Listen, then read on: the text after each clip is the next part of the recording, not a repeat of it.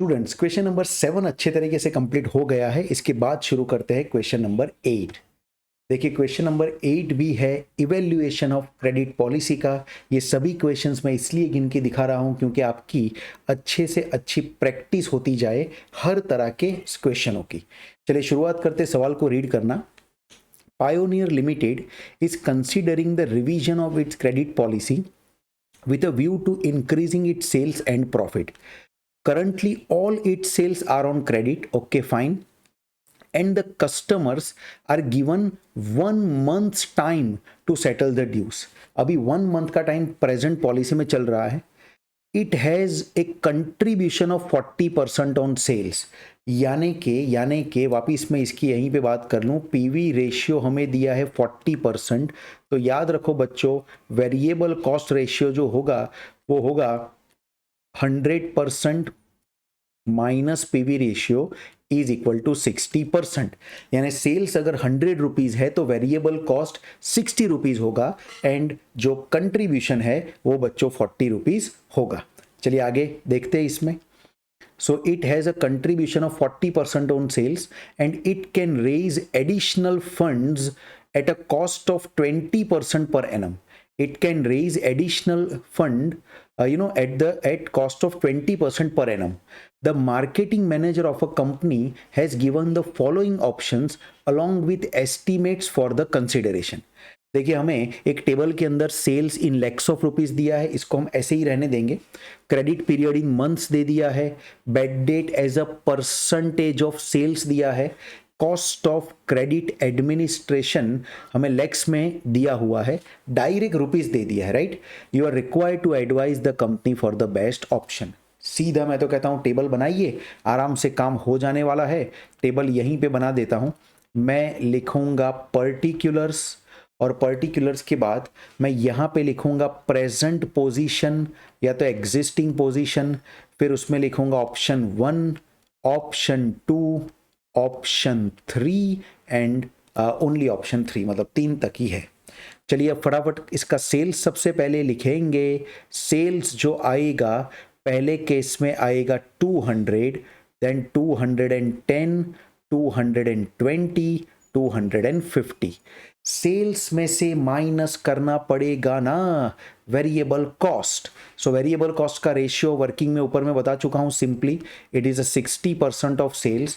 तो मैं अगर 200 का 60% करूंगा तो वो बच्चों लाइन में करता जाऊं तो पहले में 120 आएगा, 210 में 126 आएगा, 220 में 132, 250 में 150। देखिए, वैसे इसको माइनस करके कंट्रीब्यूशन लिख सकते हैं, लेकिन मेरे हिसाब से कंट्रीब्यूशन लिखने की कोई ज़रूरत नहीं है। चलिए, हमारा यहाँ पे वेरिएबल कॉस्ट तो आ गया। What about the fixed cost?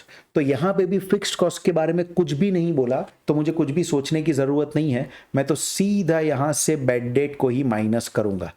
Bed date के जो भी परसेंटेज दिए हैं, राइट, ये आपका सेल्स है, ये बेड डेट के परसेंटेज है, इन दोनों को मल्टीप्लाई करते जाओ और आंसर लेते आओ, right. 202% that gives you a bed date of ₹4, negative minus होगा ये, राइट। उसके बाद 210 इंटू 2.5%, ये बेड डेट हो जाएगा 5.25। उसके बाद 220 इंटू सीधा 3% बेड डेट होगा, so this bed date is 6.60। And lastly 250 into 5% करूंगा, सो 12.5 ये हमारा बेड डेट आएगा बच्चों। ये फिगर कितना था? 150 का फिगर था, राइट। बेड डेट भी आ गया। बेड डेट को माइनस करूंगा, साथ साथ में कॉस्ट ऑफ क्रेडिट एडमिनिस्ट्रेशन यानी कि कलेक्शन एक्सपेंडिचर को भी तो माइनस कर दूं ना, उसको बाकी रखने का कोई मतलब नहीं है। तो मैं माइनस करूंगा साथ साथ में कलेक्शन एक्सपेंडिचर्स, राइट। और कलेक्शन एक्सपेंडिचर जो हमें दिए हुए हैं वो मैं यहाँ पे ले लूँगा। पहले 1.2 दिया है, so that has to be 1.2 only. फिर 1.3 डायरेक्ट रुपीस में ही दिया है, तो हमें तो सिर्फ कॉपी ही करना है 1.5 एंड 3। अब देखेंगे ना तो क्वेश्चन बहुत ही इजी होते हैं, राइट।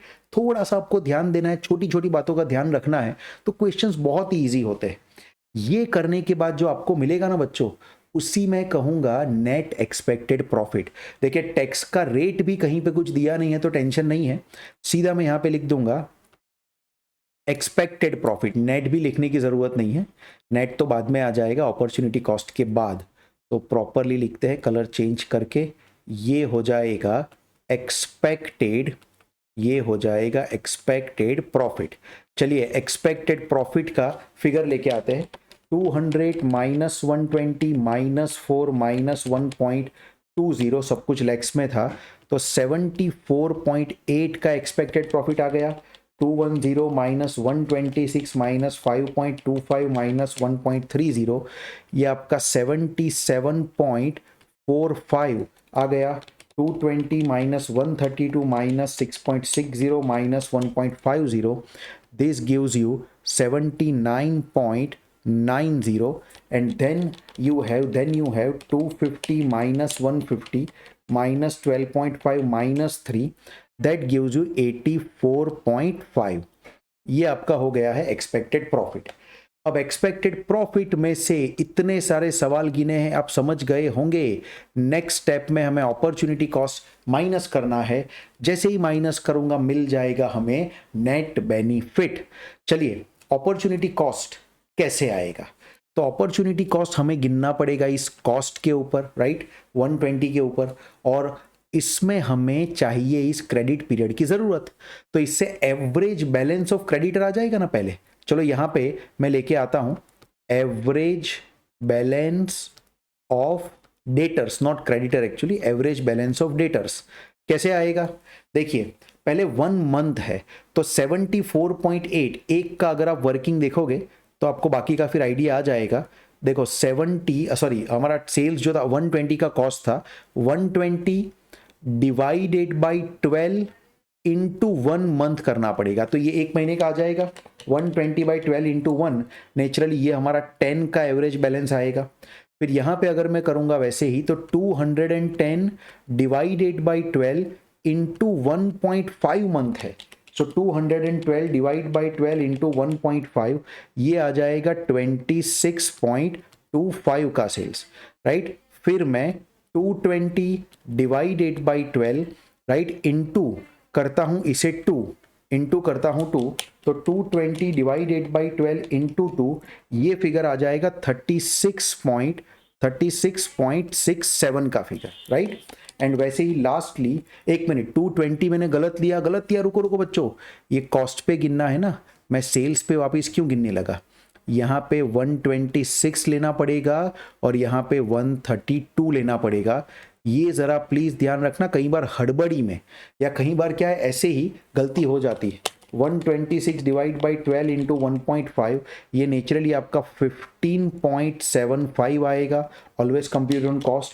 132 डिवाइड बाई 12 इंटू 2, ये 22 का एवरेज बैलेंस आएगा। एंड 150 लास्ट में क्या करना है, 150 डिवाइडेड बाई 12 इंटू 3 मंथ्स करना पड़ेगा।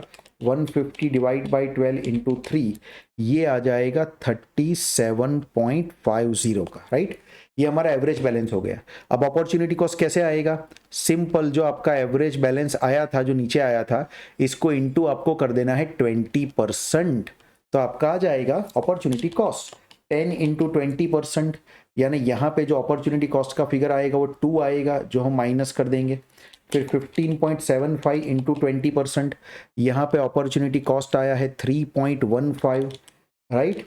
फिर 22 इंटू 20%, ये आ जाएगा 4.40, एंड वैसे ही 37.5 इंटू 2%, 37.5 इंटू 20%, ये आ जाएगा 7.5 का अपॉर्चुनिटी कॉस्ट। जैसे ही आप इसे माइनस करेंगे आपको जो फिगर मिलेगा वो होगा नेट बेनिफिट का फिगर। सिर्फ ध्यान रखना है क्वेश्चन में, और कुछ नहीं है।